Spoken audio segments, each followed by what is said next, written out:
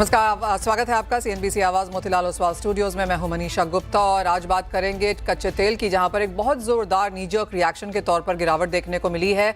US और Iran ने जो सीज फायर यहां पर अनाउंस किया है अगले 2 हफ्ते के लिए, उसका सीधा इम्पैक्ट यहां पर पड़ा है। 15% की गिरावट के साथ आज हमने कच्चे तेल को यहां पर खुलते हुए देखा। आगे किस तरह की स्थिति रह सकती है, इस पर होगी बात। साथ ही बात करेंगे सोने चांदी की, क्योंकि कच्चे तेल में गिरावट का मतलब है सोने चांदी में तेजी, और वही एग्जैक्टली हमने होता हुआ देखा है। सोने में 2.5% तो चांदी में करीबन 5% की बढ़त के साथ आज यहां पर बाजार खुलते हुए नजर आए। इन सब पर बात करने के लिए हमारे साथ एनर्जी एक्सपर्ट नरेंद्र तनेजा हैं, साथ ही पोपले ग्रुप के डायरेक्टर राजीव पोपले एंड मोतीलाल ओसवाल से किशोर नारने। लेकिन सबसे बड़ी खबर आज की ऑफकोर्स यहाँ पर कच्चा तेल है। तनेजा जी, शुक्रिया साथ जुड़ने के लिए। और एक 15% की गिरावट हमने यहाँ पर मार्केट्स में आते हुए देखी है। 94 के नीचे का कारोबार फिलहाल यहाँ पर।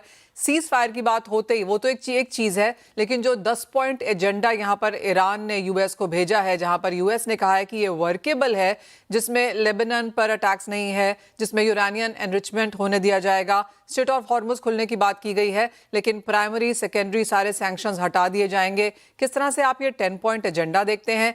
और एक कच्चे तेल में नीजर्क रिएक्शन तो हमने आता हुआ देखा ही है, लेकिन जैसे जैसे हम आगे जाएंगे इस 2 हफ्ते में, क्या एक्सपेक्टेशन है?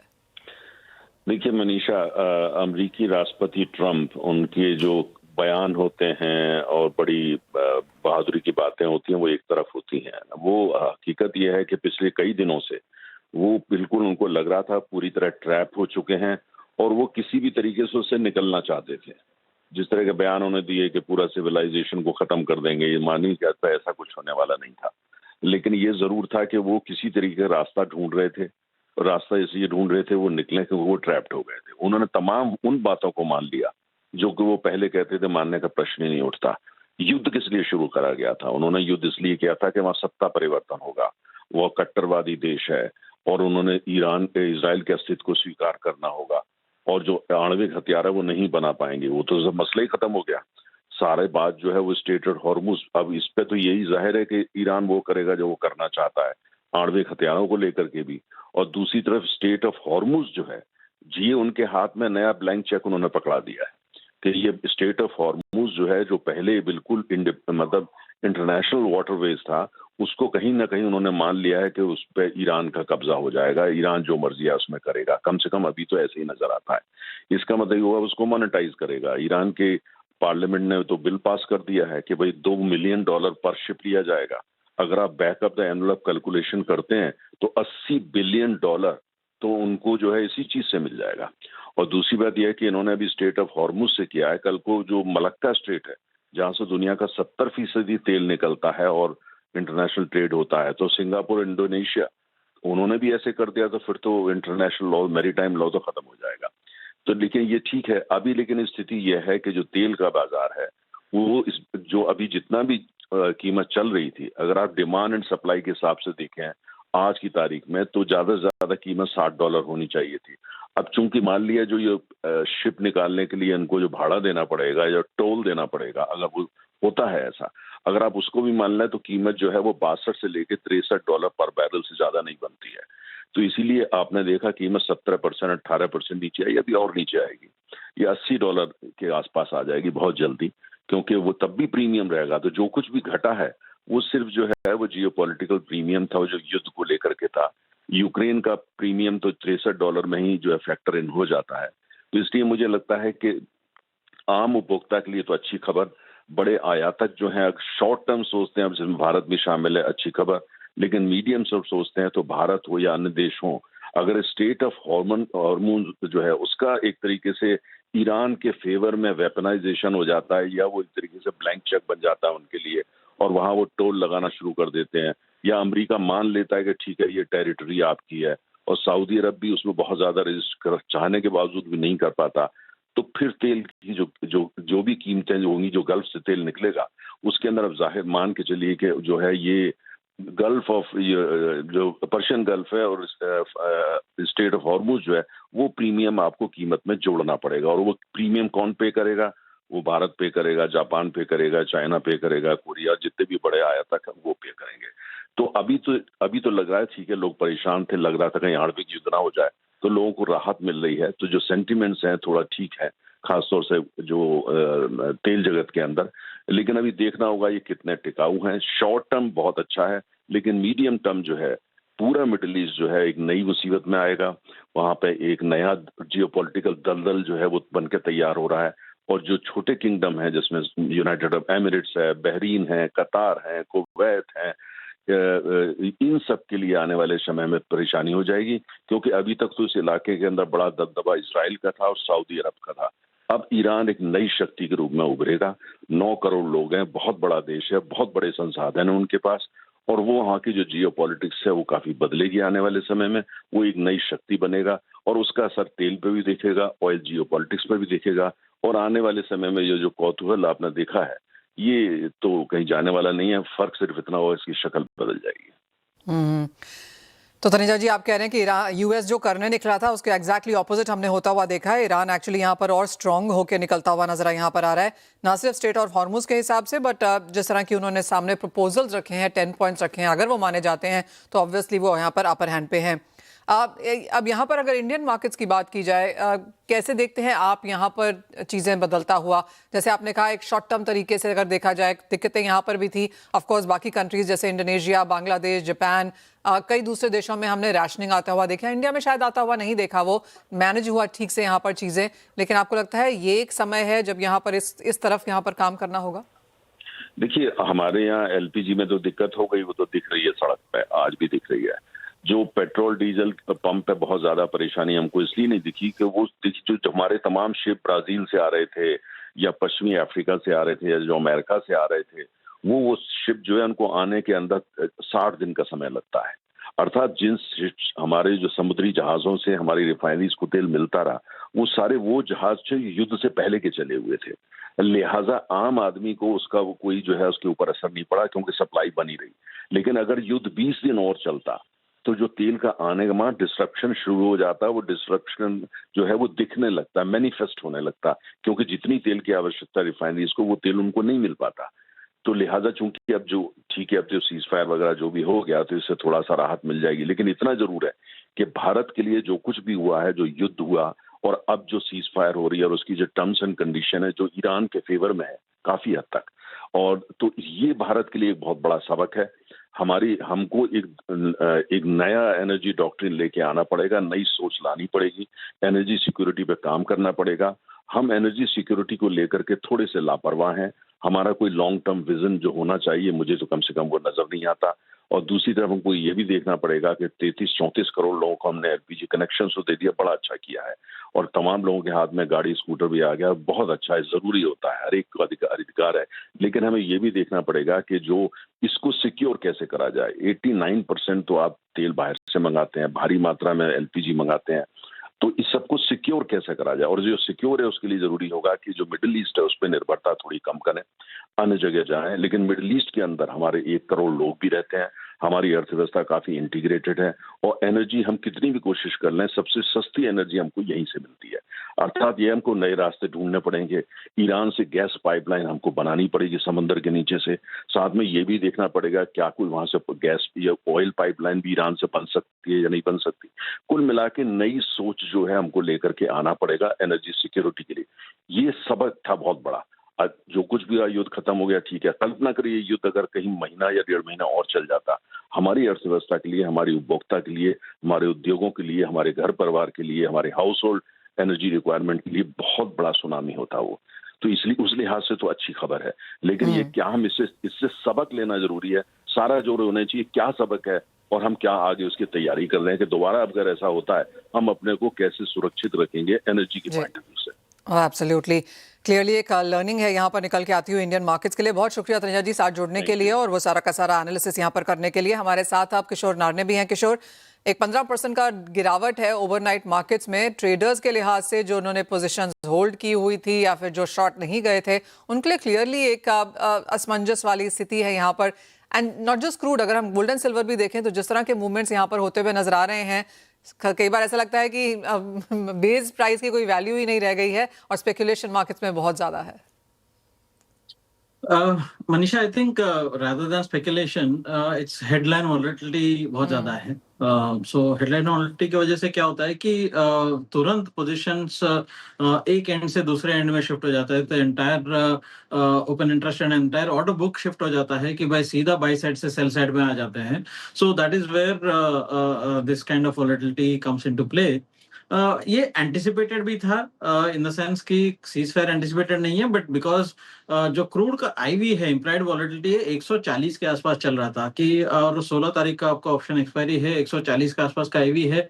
अगर there are only 3 situations, one is कि ऐसा कुछ सीज फायर अनाउंस हो जाए या पार्शियल है या हाफ हार्टेड सीज फायर हो, या दूसरा है कि एस्केलेट हो जाए कि यहाँ से फर्दर, और या कुछ भी नहीं हो जाए कि यार स्टेटस को मेंटेन किया. ये तीनों सिचुएशंस में 140-150 का जो आईवी है वो सस्टेन करना मुश्किल है.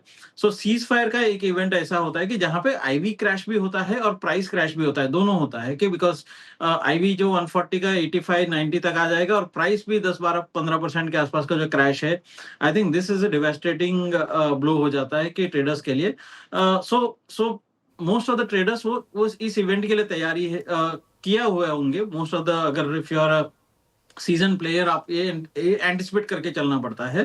बट आई थिंक जो तनेजा जी ने बोल रहे थे कि specially post this event there is a fundamental change in crude and जो एनर्जी सिक्योरिटी को लेकर ग्लोबल सारे देश जो है ना इसके ऊपर सोचेंगे. और जो इन्वेंट्री से स्पेशली जो स्ट्रेटेजिक रिजर्व्स होते हैं, जितना हो सके उतना बढ़ाने की कोशिश करेंगे. So that could create additional long term demand. ये 2-3 साल के लिए जो है स्ट्रेटेजिक पेट्रोलियम रिजर्व्स को जो भरपाई ही और expansion of strategic petroleum reserves across the world, I think that could create a significant upward pressure. So तो हम शायद 60 जो 65 जो 55-60 के आसपास चल रहे थे वहां तक नहीं जाएंगे. प्रोबेबली 85-90-95 डॉलर्स के आसपास टिके रहेंगे because this prolonged energy security measures वो एक एडिशनल बायर को खड़ा कर देगा मार्केट में. Point taken. Gold and silver में क्या करने की राय है जिस तरह का उछाल यहाँ पर देखने को मिला है? अगेन गोल्ड एंड सिल्वर फिलहाल के लिए एक रिस्की एसेट जैसा ही बिहेव कर रहा है. सो आज रिस्क ऑन सिचुएशन है. सो डॉलर इंडेक्स में जो कमजोरी है, जो डॉलर इंडेक्स में जो गिरावट है, फ्लैश क्रैश जो है, वो सारे एसेट क्लासेस को बढ़ा रहा है, including equities, bonds as well as gold. So as of now, it is not behaving as a safe haven. It is still behaving as a financial asset and general asset. तो ये again ये anticipated है कि अगर cease fire होता है तो सारे के सारे एसेट क्लासेस इंक्लूडिंग गोल्ड में ये रैली देखने के लिए मिलेगा. I think sustained rally above $4,800, जो 4,800 इंडियन मार्केट्स में 1,60,000 1,62,000 के आसपास जो उसके ऊपर सस्टेन्ड रैली रहेगा. तो इसमें बदलाव आ सकता है. बट फिलहाल के लिए मैं इसको बाउंस मान के चलूं. टैक्टिकली मेरे को अगर लॉन्ग टर्म जो नया बुल ट्रेंड जो है कि एक new leg of rally somewhere around मई जून के आसपास शुरू होने का आशंका है, जहां तक आपको जो गोल्ड के जो एक्चुअल फंडामेंटल्स है, realistic fundamentals will come back into the picture. साथ ही साथ हमने कुछ गेंस यहाँ पर मेटल्स में भी लौटते हुए देखे हैं किशोर. फिर चाहे वो कॉपर है, जिंक है, एल्यूमिनियम, इन एनी केस यहाँ पर एक बेहतर परफॉर्मर रहा है. यहाँ पर क्या बाइंग स्ट्रैटेजीज लौटेंगी? Again, आज metals more or less actually currency play है. It's more dollar weakness it is playing. So आप जानते हैं कि एल्यूमिनियम में जो स्ट्रेंथ आया था वो gulf and straight of Hormuz बंद होने की वजह से, और गल्फ में जो एल्यूमिनियम इंडस्ट्री है उसको जो दिक्कतें हुए थे कि इधर सप्लाई साइड और अटैक्स को लेकर भी, आई think that is actually cost. But otherwise I think अगर बिकॉज अभी ट्रांजिट अगर ओपन हो जाता है तो थोड़ा बहुत एल्यूमिनियम प्राइसेस में कूल ऑफ हो जाना चाहिए. कॉपर इज एक रिस्क ऑन स्ट्रेटेजी है एंड फंडामेंटली जो स्ट्रांग है वो जिंक है. आई थिंक आप थोड़ा सा मीडियम टर्म अगर ट्रेड करना चाहते हैं तो कॉपर और जिंक पे फोकस करना चाहिए. 360-365 तक आपको जिंक मीडियम टर्म आप देख सकते हैं. Fair point. किशोर, बहुत शुक्रिया साथ जुड़ने के लिए. तो क्लियरली क्रूड में एक आईवी, जैसे उन्होंने कहा कि प्राइसेस एंड आईवी दोनों यहाँ पर नीचे आए हैं, लेकिन गोल्ड एंड सिल्वर अब सेफ हेवन नहीं है, फाइनेंशियल एसेट्स हैं और खरीदारी करनी है तो अगर जिंक और कॉपर यहाँ पर एक बेहतर बाइंग अपॉर्चुनिटीज रह सकते हैं.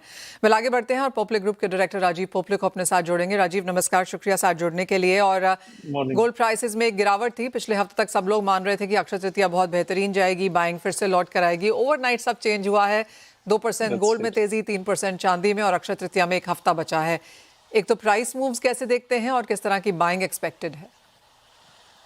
Yes Manisha, of course gold जैसे प्राइस इंक्रीज हुई है आज, it is a surprise for everybody because हमारी जो एक्सपेक्टेशन थी was continuous to go on in the same price range up to Akshaya Tritiya.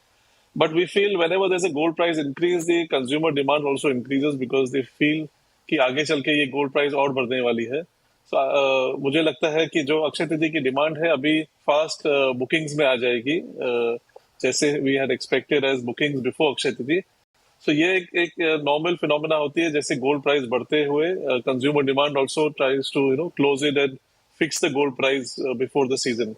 So we expect that to happen this week as a consumer response. And अगर जैसे किशोर ने भी कहा कि ये गोल्ड रेट की रैली जो है ये चलती रहेगी, we expect Akshaya Tritiya to have this price points and plus going ahead. So we'll expect today it is in the range of 1,52,000 odd. We will expect the range within 1,60,000 up to Akshay Tritiya as a range rally to go on. And we feel that is the time consumers will come in to close on their bookings also. Rajiv, अगर पिछले एक साल में gold के prices देखें तो अच्छी खासी तेजी देखने को मिली है, 80% का यहाँ पर गेन्स है, और उसकी वजह से किस तरह से खरीदारी होती है और किस तरह से इंडस्ट्री ने अब गोल्ड ज्वेलरी को प्रेजेंट किया है, उसमें काफ़ी सारे चेंजेस पिछले 8-9 महीने में देखने को मिले हैं. इन्वेस्टमेंट ज़्यादा है, and then on the other side light weight and light caratages वगैरह हैं. लेकिन आप कहेंगे जो नीश मार्केट है, जो एक्सटेंसिव और हाई एंड लेता है, वो अभी भी ले रहा है? क्या बाजार यहाँ पर बढ़ता हुआ नजर आया है? Yes, of course. Investor demand काफी aggressive हो गई है, in fact, with the gold price rally at the same time. And जो consumers है, जो gold से shy out हो रहे थे as a matter of design और as a culture, ये फिर से gold में काफी strong हो चुकी है हमारे लिए.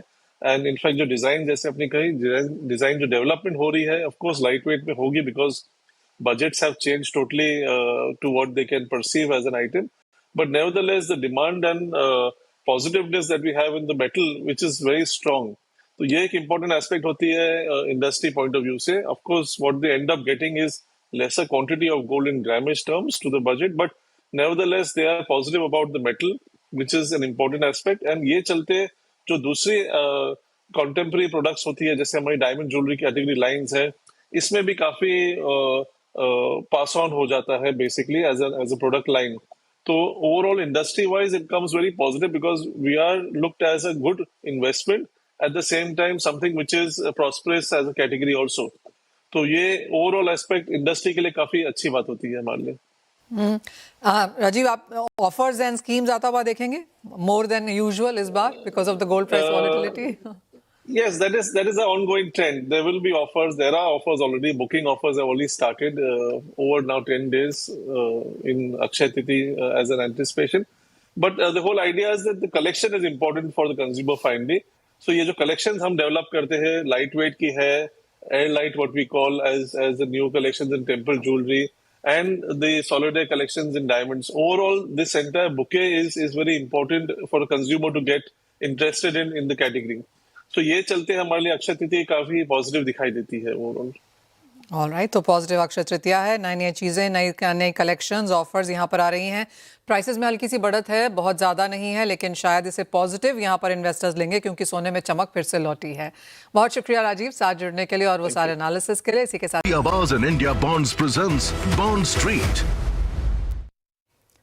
नमस्कार, स्वागत है आपका. और बाजार की शुरुआत में हमने यहाँ पर बॉन्ड यील्ड्स में करीबन 10 बेसिस पॉइंट्स की गिरावट आते हुए देखी थी, और वो इसलिए क्योंकि यूएस और ईरान के बीच 2 हफ्तों के लिए यहाँ पर सीज फायर हुआ है. कच्चे तेल में 14 से 15% की गिरावट देखने को मिली और $95 प्रति बैरल के नीचे यहाँ पर हमने ब्रेंट के प्राइसेस आते हुए देखे. साथ ही साथ जिस तरह का सीज फायर की कॉन्वर्सेशन है, स्ट्रेट ऑफ हॉर्मूज को शर्तों के साथ खोलने पर सहमति भी देखने को यहाँ पर मिली है. लेकिन आज का दिन ऑफ कोर्स काफ़ी इंटरेस्टिंग है. इंटरनेशनल क्यूज तो यहाँ पर है ही, साथ घरेलू बाजार में भी यहाँ पर न्यूज़ फ्लो काफ़ी हाई है.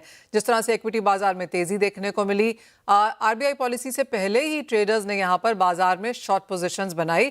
2035 का जो गिल्ट है वहाँ पर 6.9% पे ये पहुंचा, जो 25 मार्च के बाद सबसे निचला स्तर देखने को मिलता है. ऑन एक्सपेक्टेड लाइंस आरबीआई की तरफ से हमने ब्याज दरों में कोई चेंज आता हुआ नहीं देखा. 5.25% पे ये स्थिर हैं। लगातार दूसरी बार इस तरह से दरों में कोई बदलाव नहीं किया गया है। और सिर्फ इंटरेस्ट रेट्स ही नहीं, SDF रेट 5% पे और MSF रेट 5.5% पे यहाँ पर कायम हैं। जो चेंजेस आए हैं वो यहाँ पर महंगाई की तरफ है और RBI ने ये भी कहा कि महंगाई यहाँ पर अपवर्ड रिस्क यहाँ पर दिखाती है। FY27 के लिए यहाँ पर जो आशंका है महंगाई को लेकर वो वेस्ट एशिया की जंग से बढ़ने की उम्मीद है। FY27 के लिए CPI महंगाई 4.6% रहने का अनुमान RBI ने यहाँ पर जताया है। साथ ही साथ जहां पर GDP या ग्रोथ नंबर्स की बात है तो FY27 के लिए वो भी 6.9% है। ऑफ कोर्स आगे जाकर यहां पर मॉनसून कैसा रहता है, जियोपॉलिटिक्स और इंटरनेशनल ट्रेड के क्या हाल हैं, ये सारी की सारी चीजें यहां पर मनी मार्केट्स को इम्पैक्ट करेंगी। CNBC Awaaz and India Bonds presents Bond Street.